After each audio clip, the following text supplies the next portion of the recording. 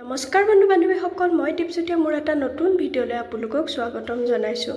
আজি এতিয়া গৰম দিন আহিলে, গৰম দিনত গাখীৰ সোনকালে ফাটি যায়। মোৰ কালি আনি থোৱা গাখীৰখিনি পগাই ফ্ৰিজত থোৱা আছিলে, কাৰেণ্টটো নাছিলে, গাখীৰখিনি ফাটি গ'ল।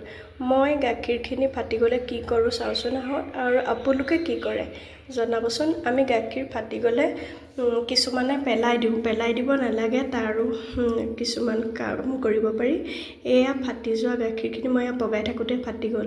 মোৰ যেনিবা গাখীৰত নেমু বা কিবাকিবি দিবলগীয়া নহ'ল, সম্পূৰ্ণই ফাটি গ'ল। এয়া গাখীৰখিনি মই ভালকৈ পগাই ল'লোঁ। যেতিয়ালৈকে গাখীৰত চাফা পানীটো ওলাই নাই যোৱা তেতিয়ালৈকে মই পগাইছোঁ। পগাই লৈ সেয়া গাখীৰ আৰু পানী দুইটা ডিফাৰেঞ্চ হৈ গ'ল। তেতিয়া মই গেছটো বন্ধ কৰি দিলোঁ।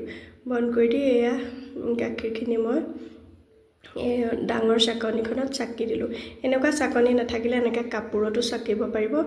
এয়া চাকি হোৱাৰ পিছত মই গাখীৰখিনি পনীৰখিনি মই এনেকৈ অকণমান পানীটো সম্পূৰ্ণ টোপ খাবলৈ চাফা কাপোৰখনত এনেকৈ চেপি ল'লোঁ।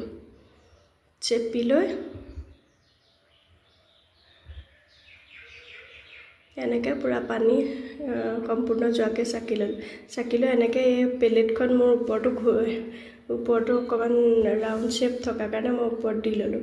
দি লৈ তাৰ ওপৰত এই গাখীৰৰ সেই পনীৰৰ টোপোলাটো ভালকৈ হেঁচি ৰাখি ল'লোঁ। ৰাখি লৈ তাৰ ওপৰত এই পতিলাটোত গাখীৰখিনি চেকা যিখিনি পানী আছিলে গধুৰ হৈ আছে, সেই পানীখিনি থকা পতিলাটো তাৰ ওপৰত দি দিলোঁ। এতিয়া মোৰ অলপ দেৰি পাছত এইখিনি ধুনীয়া পনীৰ ওলাই গ'ল।